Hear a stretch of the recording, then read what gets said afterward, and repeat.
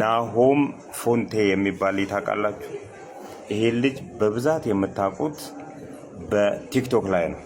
ከዚህ በተጨማሪ ፊንቴክ ኢንቨስትመንት በተባለ ግሩፕ ላይ መንሱር ጀማል የተባለ ገልቱ ከንቱ አካውንቱን 1 ሚሊየን ፎሎወር ካስገባችሁ 500,000 ብር እሰጠዋለሁ ሲል ነበር። ነገር ግን እናንተ የምታውቁት 500,000 ብሩ ስለመሰጠቱ ነው አይደል? አስቂ ነገር አስቂ ሚስጥር ልንገራችሁ። 500,000 ብሩን በሚዲያ ከሰጠው በኋላ መኪና ውስጥ አስገብቶ 500,000 ብሩን ጠቅላላውን እንዲመልስ አድርጎታል። ይሄን ማስረጃው ለናሆም ፎንቴ የተሰጠው 15,000 ብር ብቻ ነው። ይሄንን እኔ ካልነገርኳችሁ ማንም አይነግራችሁ። ናሆም ፎንቴ የተሰጠው ብር 15,000 ብር ብቻ ነው። 500,000 ብሩን እንዲመልስ ተደርጓል። እቺ ሚስጥር ለረጅም ጊዜ ይዣት ነበር። እነሆ ዛሬ ይፋ ትውጣ። ራሴ ሪፖስት ያደረኩትን ቪዲዮ አይተኸዋል ቪዲዮን ይላሉ። እኔ ሪፖስት አድርጌው የለ እንዴ? እንግዲህ የሰማችሁት ነገር እንደሰማችሁት ነው። አለቀ። መልስ ሰጠው እኮ እንደሰማችሁት ነው ወንድሞቼ እህቶቼ፣ በቃ አለቀ። ከዚህ ውጭ ሌላ ምንም አይነት ነገር አታገኙም። ምን እንደሰማችሁት ነው ማለት እንግዲህ ሌላ ምንም ትርጉም የለውም። እንደሰማችሁት ነው። 500,000 ብር ሊሰጠው ፊንቴክ ኢትዮጵያ ከመንሱር ጀማል ጋር በመሆን ከባድ ነገር አዘጋጅተውልኛል። ዩቲዩብ ቪዲዮ ጋይስ። ፊንቴክ ኢንቨስትመንት አዳማ ብራንች ለናሆም ፎንቴ በዚህ 1 ወር ጊዜ ውስጥ 1 ሚሊዮን ፎሎወርስ የሚያገኝ ከሆነ 500,000 ብር ሊሰጠው ነው። ጋይስ እንግዲህ እንደምትሰሙት ነው። በእናታችሁ ጋይስ እንደምንም በዚህ ወር 1 ሚሊዮን ፎሎወር እንግባ። እወዳችኋለሁ። ለናሆም ፎንቴ 500,000 ብር ሊሰጠው ተዘጋጅቷል። ቼኩንም አሁን እንሰጠዋለን። ይኸው ይታያል።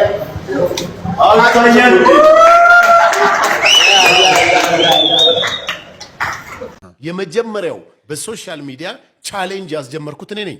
ወንድማችን 400,000 600,000 ፎሎወርስ ነበረው ከኔ ጋር እኩል የጀመረ ለምን እስካሁን አላደገም በሚል ተነጋግረን 1 ሚሊዮን ከገባ 500,000 ብር ሰጣሃለሁ ብዬው ናሆም የሚባለው ልጅ ናሆም ፎንቴ በጣም ዲስፕሊን ያለው በጣም ጎበዝ ልጅ፣ ጌም ነው የሚጫወተው፣ ከምንም ጋር የሚገናኝ ልጅ አይደለም። በቃ ላይፉን ለመቀየር እየሰራ ያለ ልጅ ነው። ከዛ በኋላ ከዛች 500,000 ብር ቻሌንጅ ጀምሮ እኔ የጀመርኩት ነው። ይሄም ከዛ በኋላ ትላልቅ ሪል ስቴት ያላቸው ዛሬ እኮ 8 ሚሊዮን ገብቷል። ብሩ 8 ሚሊዮን ደርሷል። 8 ሚሊዮን ደርሷል። የመጀመሪያው ግን መንሱር ነው። ቻሌንጅን በቲክቶክ ያመጣው መንሱር ነው። በናሆም ፎንቴ ነው የተጀመረው። የኛ ድርጅት ኦልሬዲ አገር ያወቀው ፀሐይ ሞቀው ነው። ብዙም ችግር የለበትም። ግን ያው ናሆምን ለማስተዋወቅ 1 ሚሊዮን መግባት አለበት የሚለውን ነገር ስለምንፈልግ ነው በብዛት ትኩረት አድርገን የሰራንበት። ያው 1 ሚሊዮን ደግሞ መግባቱ አልቀረም። 500,000 ብር ድምፅ ራቀ። ድምፅ 500,000 ብር ራቀ። መንሱር አንተ መንሱር እንዴ መንሱር ኔላ ለክስ ነው መድኃኒዓለም ላለክስ ነው። አንተ ወጣ እንዴ? መንሱርን መጀመሪያ የጠየቅኩት እኔ ነኝ ብላችሁ ታምኑኛላችሁ? መጀመሪያ የጠየቅኩት እኔ ነኝ። ስንገናኝ ምን አለኝ መሰላችሁ? ከአንደበቷ የወጣችን ቃል አዳምጧት። የ20 ሰከንድ ቃል ነች። ኦሮሞ ታዲያ ትዱልታ ለምቲ ምን ትዱልታ ምቲ ማሊ ዳፍ ነሞተ ደጎንጎርሲስ ማሊጋ ገዚህ የንኩ ዋና ገሬቶ ዋና ገሬ ዶክመንቲን ተገርሲሴ ዋንጂሮ አገሬ ለኔ ከነከሰ ይሳፈና እንዴት ምን ማለት ነው? ኦሮሞ ሆነህ ኦሮሞን ታሳድዳለህ ወይ አላለኝም። የመጨረሻ የብሔር ካርዱን መዘዛት ማለት ነው። ከዚህ በፊት እንደዚህ ብሎኝ ነበር። ቁርስህን በልተህ ምሳህን ማትደግም ብሎኝ ነበር። አሁን ባላት ፍልስፍና ከሆነች እንዲህ ነበር ማለት የነበረበት።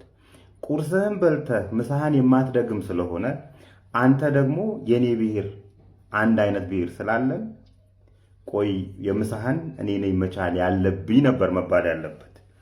ዛሬ ነው ብሔሩ ትዝ ያለው። ዛሬ ነው የሱ ብሔርና የኔ ብሔር የተመሳሰለበት። ይውላችሁ መሸሸጊያቸው የሌቦች መሸሸጊያ ሃይማኖት ነው፣ ብሔር ነው። የኔ ቤተሰቦች የኔ ብሔሮች ዛሬም ድረስ ገጠር ላይ በአንድ አህያና በአንድ በሬ ተውሰው ነው የሚያርሱት። ብሔርተኛ ብንሆን ኖሮ ቆይ እስቲ ኢኖቬት አድርጌ እነዚህን ሰዎች ከበሬ ከአህያ ጥገኝነት እናውጣቸው መባል ነበረበት። እኛ ግን ከተማ ገባን፣ ፖለቲካ ለመድን።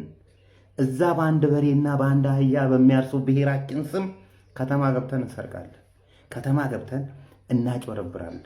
የትኛውም ብሔር ለራሱ ጥቅም ለራሱ ሆድ ሲል እንጂ ለራሱ ብሔር ብሎ የሚሰራ አንድ ግለሰብ አጠሩልኝም፣ አንድ ፖለቲከኛ፣ አንድ ባለሀብት አጠሩልኝ።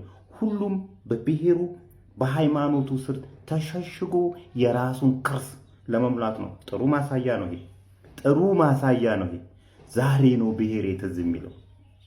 ከዚህ በፊት ቁርስህን በልተህ ምሳህን የማትደግም ዜጋ ያለኝ ሰው ነው። ቁርሴን በልቼ ምሳዬን ስለማደግም ላግዝህ አላለኝ። ይሄ ነው ትክክለኛ ምሳሌ ሊሆን የሚችለው። አንድ ሰሞን የጾሙ ሰሞን እስልምና ውስጥ እንዲህ ሲሽሎኮሎክ ነበር፣ አልተቀበለውም።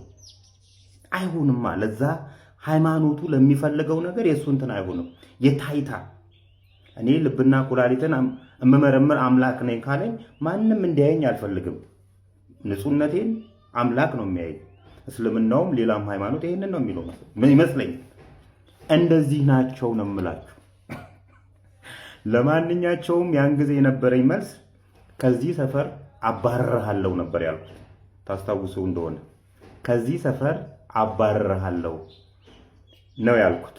በዚህ አጋጣሚ ሰሞኑን ፊንቴክ ኢንቨስትመንት 600 ሚሊዮን ብር ነው ያጭበረበረው የሚለው ዜና ፍጹም የተሳሳተ ዜና እንደሆነ እንድታቆልኝ ይፈልጋሉ። ሪፖርተሮቹ የሚጽፏት የመገንዘብ ድክመት ያመጣችው ጣጣ ነች። 600 ሚሊዮን ብር በሄሎ ታክሲ ብቻ አጭበርብሮ የጠፋት ብር ነች። በፊንቴክ ኢንቨስትመንት በተጨማሪ ከ1430 ሰዎች ላይ ከ950 ሺህ እስከ 1.8 ሚሊዮን ብር አባዙት። አራውን 1.6 ቢሊዮን ብር አካባቢ ነው ይመጣው። በተጨማሪ 600 ሚሊዮን ብር 2.2 ሚሊዮን ብር አካባቢ ነው በጠቅላላው እነዚህ ሰዎች ማህበረሰብ ላይ ውድመት ያደረሱት። እና በመጨረሻ ብሔር ላይ የምትለጠፉ ሃይማኖት ላይ የምትለጠፉ ሰዎች ተነክቶባችኋል። አዳነች አቤቤን ምንትሉ አዳነች አቤቤን ስለወደዳችኋት አይደለም፣ የራሳችሁን ከርስ ለመሙላት ነው። ለጠቅላይ ሚኒስትሩ ኩላሊት ካልሰጠን የምትሉ ሰዎች አትሰጡም። ውሸት ነው ውሸት። ለማንኛቸውም መልካም ቅዳሜ።